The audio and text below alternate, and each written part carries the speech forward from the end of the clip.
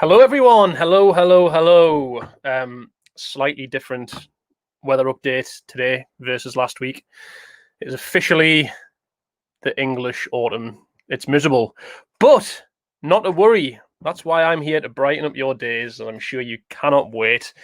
Anyway, as has been muted on previous episodes, the idea here is that I spend part of my time, call me sad, but listening to sales calls of my team and figuring out what's working, what isn't, what's going really well. This is basically what a sales manager should be doing. And what I do as a result is I hear interesting things. I hear the good, the bad, the ugly. And so what I want to do in these sessions is jump on a LinkedIn Live and basically not just tell you about these things, but actually play you the actual calls. How about that? How about being able to actually listen to real conversations? So yeah, this is what I'm planning to do on this episode today. And if you'd read my LinkedIn post yesterday, what you would have seen me do is describe a breakdown of a prospecting call that I heard, and in that LinkedIn post I sort of described why I think it worked so well. And today, what I want to do is actually bring it to life and play that actual call. So, as per usual, if you're watching this and you work with people, perhaps they're working at home, everybody's at home these days, maybe they're also making sales calls, they're interested in getting better, tag them in this post, bring in your colleagues who may actually learn something today that they can put into practice. In fact, I'm almost sure that they will. So if that is you, tagging your teammates, tagging your colleagues, we all need to be helping each other out right now. We're not all sat next to our colleagues in the office and sharing what's working. We're all a little bit cut off and isolated. So tag your colleagues in this post, and as always, I also want to hear from you about, as I break down these calls, what are you observing? What are your opinions? Because hey, what I think is not gospel. You might have different perspectives, different thoughts, different ways.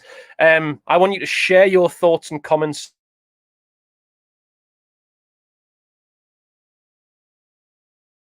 What I want to do is just ask a question before I jump into the call itself. When it comes to making prospecting calls, what is the one thing about that call that makes you most nervous or anxious? What's the specific segment of that cold call that you get most nervous about?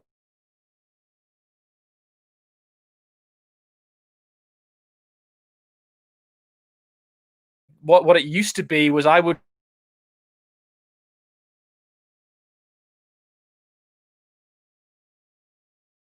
for me, one of the biggest nerve-wracking things that I had was simply just allowing the getting the prospect to say, "Sure, Richard, go ahead."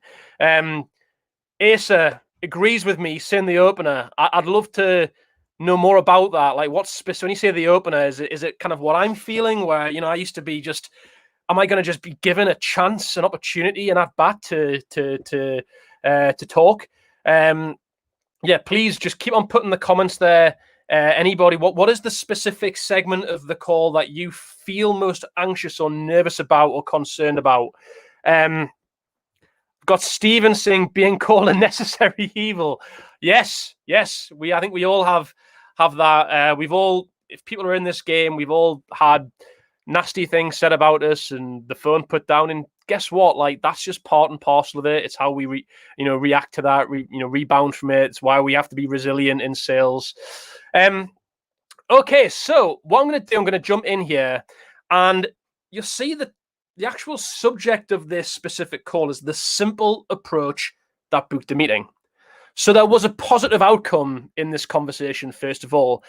And you'll see me use the phrase the simple approach. And that's why I think my colleague Paul, what worked for him so well is the simple approach. And I'm going to describe what I mean by that as we play certain segments of the conversation. So I'm going to play the key bits out, and we're gonna analyze it. I'm going to stop and start the tape. I'm going to come back in the chat, and I want you all to contribute your comments and thoughts and perspectives. And just another last couple of comments in here. George says the bit after the opener trying to hit a pain point. Yeah, totally see what you mean here, George. And like, I think that's one thing that we all just worry about. And hopefully you'll hear some things that Paul in his call, which kind of doesn't make this easy, because prospecting isn't easy, but it just simplifies that specific part.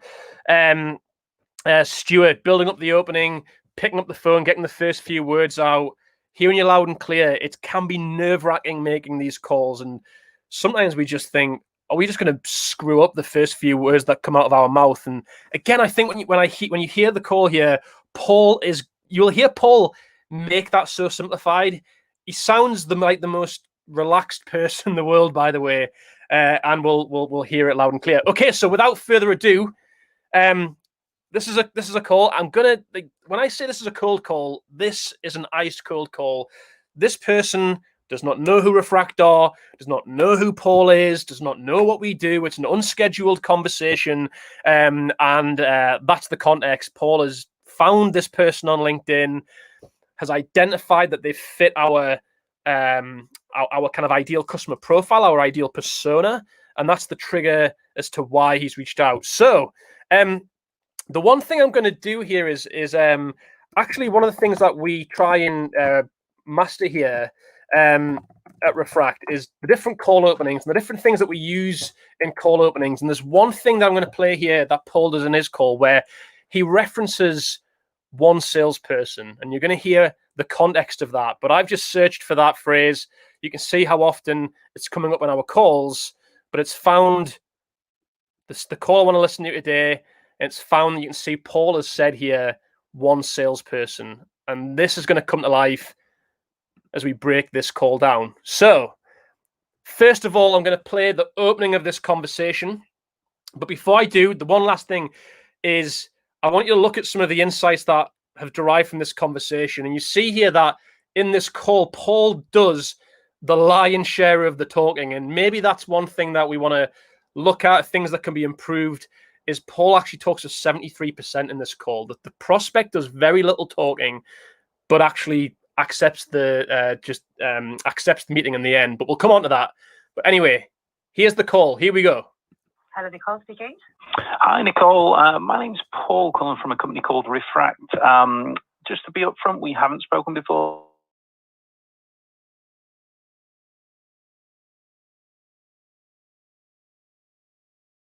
Okay, so let me just, I'm just going to reshare. I think I'm sharing the wrong screen here. So I'm just going to share the window I should be sharing. Okay, there we are. So I'm just going to play that once more. Just going to play that once more in case we missed it. And this is the opening. Nicole, my name's Paul, calling from a company called Refract. Just to be upfront, we haven't spoken before, but from one salesperson to another, can I have 35 seconds for me to explain the reason? Of course, Paul, no problem. Okay, so just to break down what we were actually, what happened there, if you heard it, Paul said, "Hey, this is Paul. Just to be completely upfront. Just to be completely upfront, this is what I call using radical, brutal honesty at the start of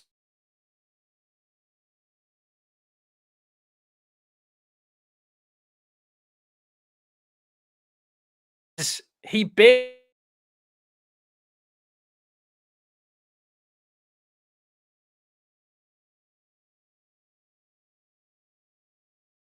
frustrated about with sales calls is that salespeople just kind of just go straight in with 2 feet, to use a footballing analogy. And what Paul does here, he uses that brutal honesty to say, listen, I'm going to be totally honest. We've not spoken before. And I think that kind of honesty works really well. It just gets the prospect to like takes the heat out of the room straight away, because the salesperson's acknowledging that, listen, I am a stranger. The second part of what Paul says, and this is what I think works so well, it says, from one salesperson to another. Because here at Refract, we sell to salespeople. We sell to sales leaders. We sell to heads of sales, VPs of sales. And it's amazing what happens when you say from one salesperson to another. What he is doing there is he is building what I call relativity in the conversation. He is saying to this prospect, you are one of me. We're in this same family of sales professionals. And how do you think that makes the prospect feel when you say that?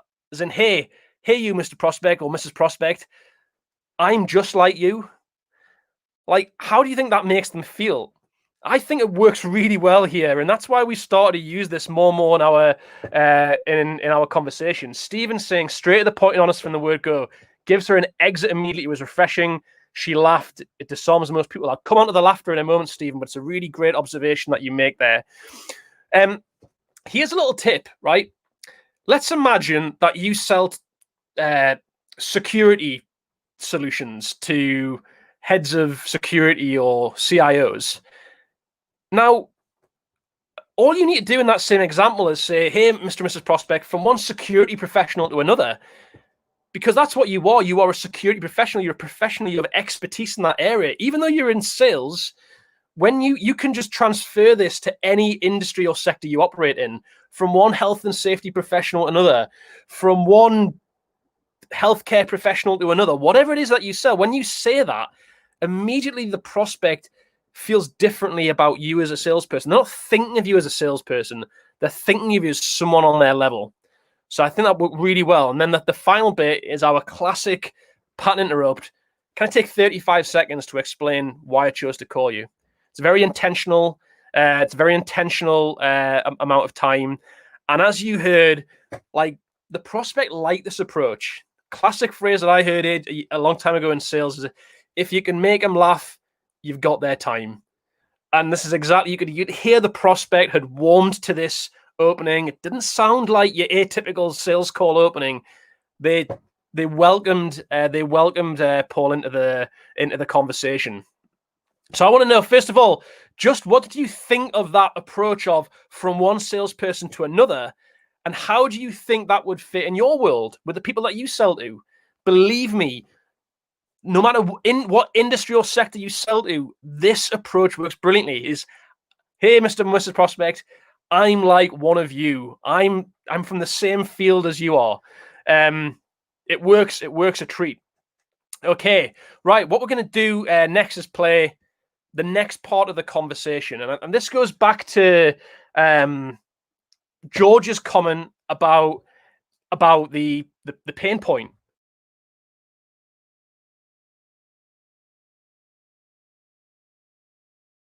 You can't necessarily build pain early on in the conversation. The conversation's too early. It's too immature.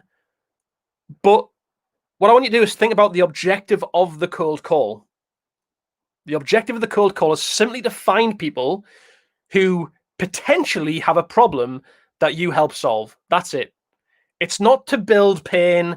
It's not to create urgency. It's to find people who potentially have a problem that you can help solve. And what you hear Paul do is comes back to our cold call optics framework, is he just simply talks to this prospect about two key problems that we frequently hear from people that we sell to, that they tell us. We're not saying that this person that we've called upon has this problem. We just say, hey, I'm just going to share two key problems that people like you typically share with us. Stephen, you comment, I'd like the mirroring effect, but it doesn't work in my line of business, unfortunately. I would love to hear what you mean by that, genuinely. Maybe it doesn't, but I'd love to hear, talk me through who you sell to and, what sector or what persona. I'd love to understand that more. So I'm going to play the next segment of the call, and this is Paul's opening. But in fact, before I do that, I'm going to pick up one negative thing that Paul does here. Thank you. I appreciate it. Thank you. I appreciate that. I'm not a fan of that. The reason I'm not a fan of that is Paul has put himself on the prospect's level, like saying, hey, from one salesperson to another, but then he almost displays gratitude that this prospect has allowed him to talk. You do not need to display gratitude. When you display gratitude like that, what it does is it makes it sound like the prospect is above you, that it's almost like a treat or a kind of an award to be allowed to speak.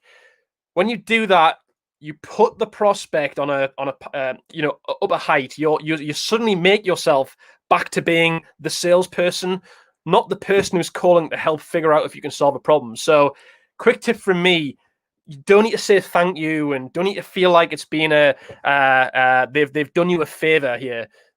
You've asked for permission to talk. They've given you permission. Get into it. Okay. Basically found you on LinkedIn. We work with successful recruitment firms like yourselves. Despite the success, though, they bump into a couple of key problems, and I just wanted to see if you're bumping into any of these at all. The first is, if they look across their team today, most success comes from a small number of top billers. They find it hard to uncover what they do differently on their conversations, and how that can be captured and replicated with the rest of the team. And the second problem is, despite the team's success, they know the uncomfortable truth is that they could deliver more revenue. Mistakes and missed opportunities that are occurring on their sales conversations stop that from happening. And the real problem is finding out how often that happens and how that can be eradicated. Okay, so what we've heard there is Paul basically talking about two key problems that we help solve for people like this prospect that he's called. Now, I want to hear your observations there on what Paul's just said. I've seen an anonymous person. It's a great method to reference potential challenges, shows an insight to the market, builds credibility. Even if the prospect doesn't have those specific problems, can be a springboard to them opening up and discussing their other challenges. Love that. Love that summary. One big observation that you would have heard there from Paul's opening is, has he mentioned Refract once? Has he mentioned call analysis, call intelligence technology? He's not mentioned the product at all. He's just said, hey, when I speak with other people like yourself, in this case, he's calling a recruitment business, these are two things that we commonly hear. And this is, I keep on banging this drum to people of like how to basically get your messaging on point is ditch the product pitch, because that's your route to getting objections from prospects. Hey, we already do something like that. Hey, that we haven't got budget for that tool, or hey, we actually have an existing relationship. You get that when you product pitch. What you want to do here is identify what are the two key problems, no more than two, because you might solve lots of problems. I get that. Two key problems that you help solve for that specific persona that you're calling upon. Because all you're looking to do here is try and arise some emotion in the prospect to make them think, yeah, that sounds familiar. That's all. Not, hey, are you interested in this great product that I've got? And I think where people get anxious about this is like, what if the prospect says no? I don't face any of those problems.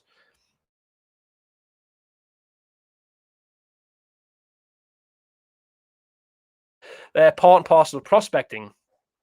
But I would like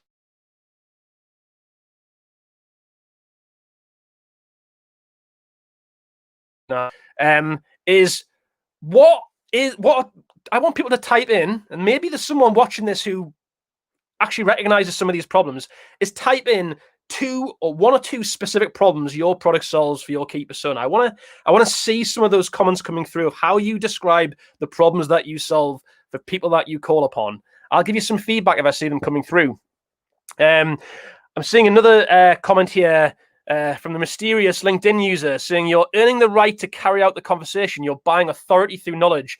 And if you use 2 or 3 pain points that are relatively generic, you can be certain at least one will land. Yeah, I'm kind of largely on board with you there. I'm maybe not saying that certain at least one will land, but I think if you understand the world of your prospects, then I think you will get, hopefully you will see that one of those challenges will resonate. Okay, let's listen to what how the prospect responds. Just wondering if you bump into either of those. We do indeed, yes. Okay, so Paul asked the question, just wondering if you bump into either of these. I love that phrase, bump into. It's not Paul saying, do these sound like your biggest challenges in the world right now? He says bump into. When I hear the word bump into, I'm kind of thinking, sounds familiar. Yeah, see that from time to time. It's an easy question for the prospect to give a positive answer to. Paul said, hey, Nicole, is this a big problem for you right now? What's she likely to say? She's likely to say, no, absolutely not. God, you're a salesperson, go away. But he's just said, which of these do you bump into? Just such a light touch, easy phrase to use. And she gives the answer, which Paul is looking for here. Yeah, I do. What does Paul do next? What does Paul do next? I think if I one of my biggest pieces of feedback here for Paul is kind of what he does next. I think is not the best question he asks, but here it goes. Just wondering what you do to try and overcome them currently. He asks one big whopping question there. What are you doing? What are you doing to try and solve those right now? Whoa! Massive question to ask on a cold call. Where do you even begin to answer that question? To me, that was just a big, too much of a big question. I'd love to hear people's thoughts.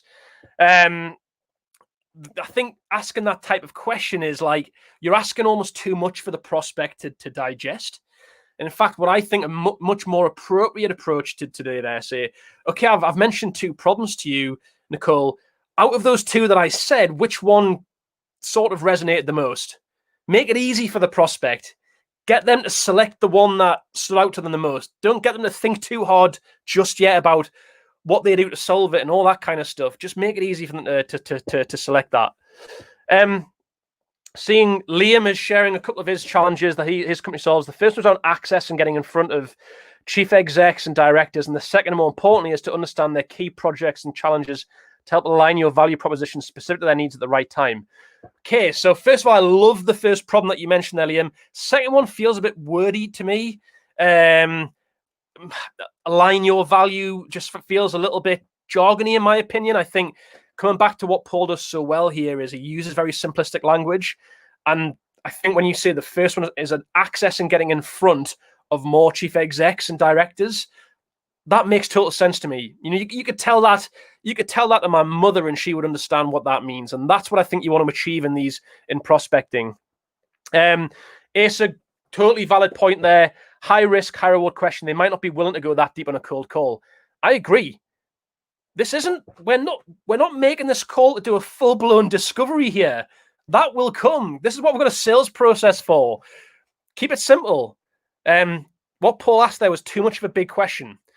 I just want to stop though and give Paul some key praise, which we haven't touched upon yet. And I think one of the big things that stands out to me here is how calm and measured does Paul sound, by the way? Like, he does not sound like a hyped up salesperson like me on this LinkedIn Live right now. He sounds relaxed, calm, just feels like this is just a natural conversation.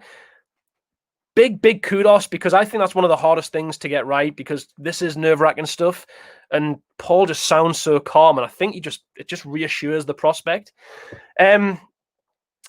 Okay, Ryan's saying, I agree with Stephen. How could you change it if you're selling into different sectors to different professionals? Change it. Change based on who you're going to call next. Change it up. Doesn't make a difference. Still works fine. Just, okay, my next call is to this person. I'm going to...